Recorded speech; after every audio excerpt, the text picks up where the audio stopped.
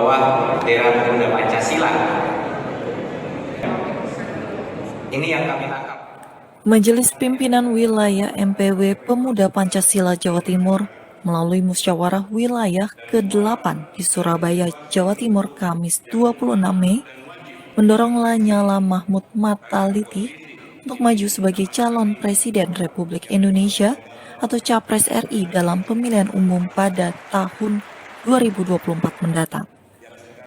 Lanyala dikenal sebagai kader organisasi Masa Pemuda Pancasila. Bahkan saat ini menjabat Ketua MPW Pemuda Pancasila Jawa Timur serta pernah menjadi Ketua Umum Persatuan Sepak Bola Seluruh Indonesia PSSI pada tahun 2015 hingga 2016.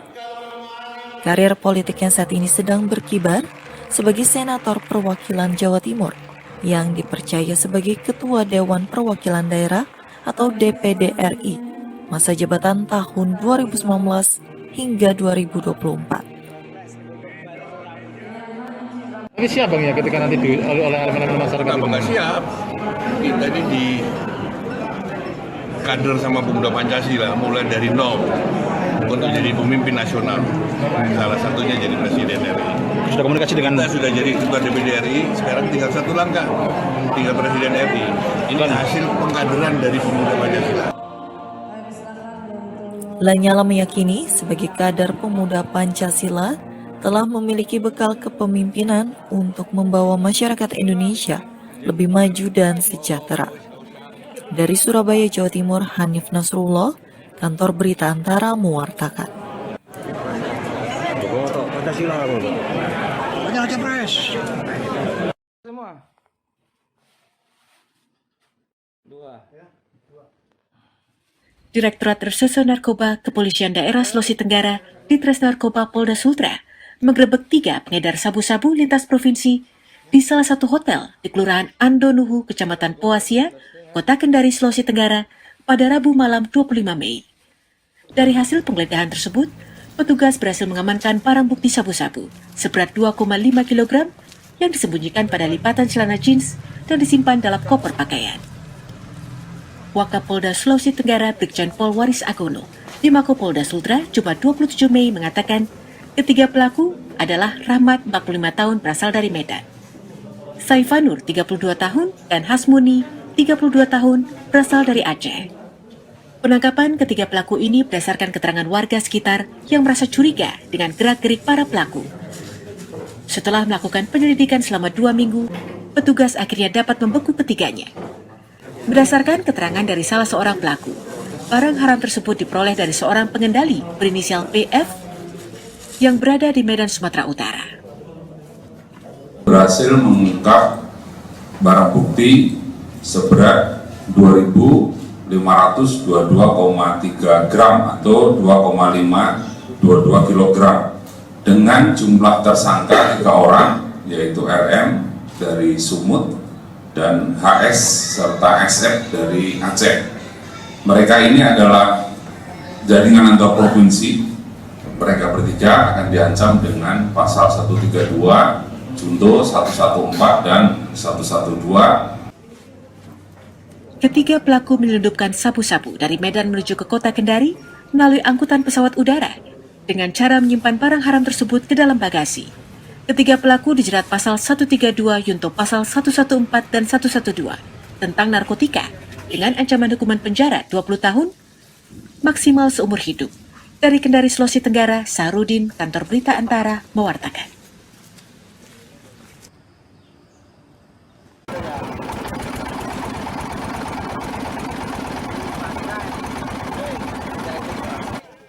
Setelah 4 hari berjibaku menangani tanggul jebol akibat rob atau pasang air laut di kawasan industri Lami Citra di Pelabuhan Tanjung Emas, Semarang, tim gabungan yang terdiri dari unsur TNI, Polri, BPBD hingga relawan akhirnya pada Jumat 27 Mei bisa mengatasi dan menutup tanggul jebol sepanjang 20 meter dan 6 meter dengan terujuk bambu dan karung berisi pasir.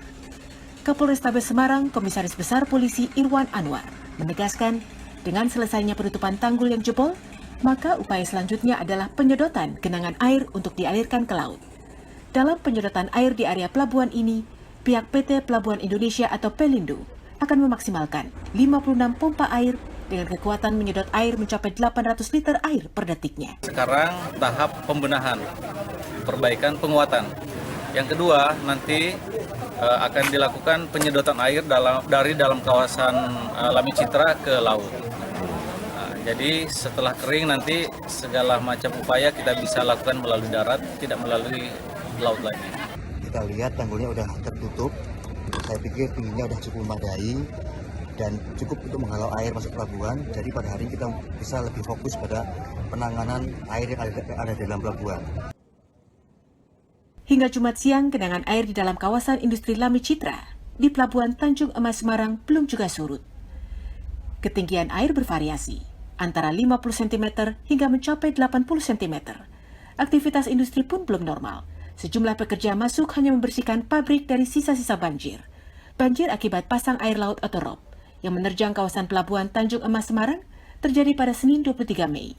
Selain dikarenakan adanya fenomena perigee, di mana kondisi bulan berada pada titik terdekat terhadap bumi yang memengaruhi daya tarik air sehingga pasangnya terjadi lebih tinggi daripada biasanya, banjir rob diperparah dengan adanya gelombang tinggi di perairan Laut Jawa. Dari Semarang, Jawa Tengah, Suryo Wicaksono, Kantor Berita Antara, mewartakan.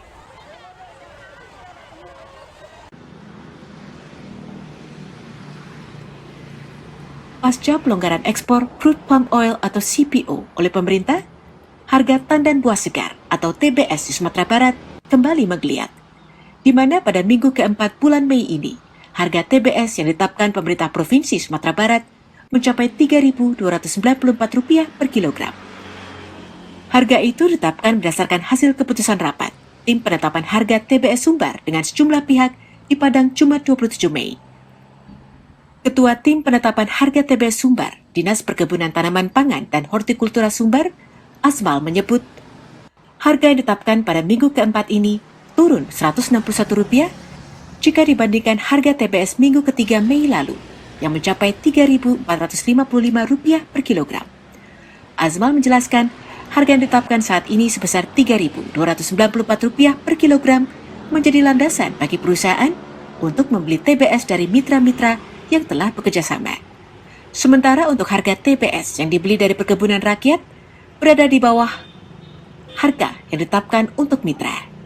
Sehingga saat ini pihaknya tengah mengupayakan perkebunan rakyat dapat bermitra dengan perusahaan agar petani perkebunan rakyat dapat menikmati harga yang sesuai dengan penetapan.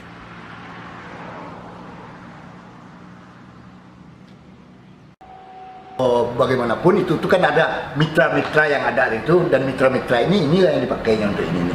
Tetapi untuk yang belum mitra, nah ini yang belum diinikan. Tetapi kan ada pula syarat perusahaan untuk menerima tadi itu.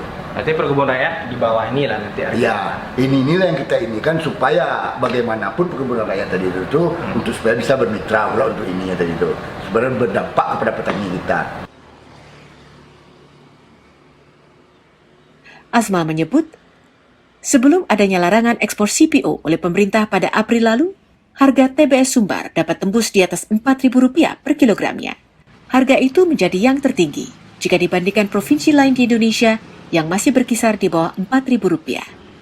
Sehingga dia berharap harga TBS bisa kembali meningkat seperti sebelumnya, walau tidak dalam waktu dekat.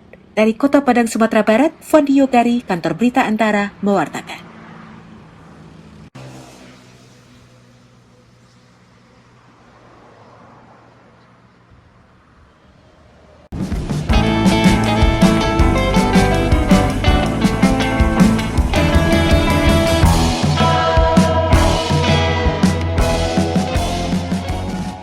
Pada Jumat 27 Mei, secara resmi kejuaraan internasional selancar yang dikemas dalam World Surf League WSL Championship Tour 2022 yang digelar di Pantai Cilen, Taman Nasional Alas Purwo, Banyuwangi, digelar.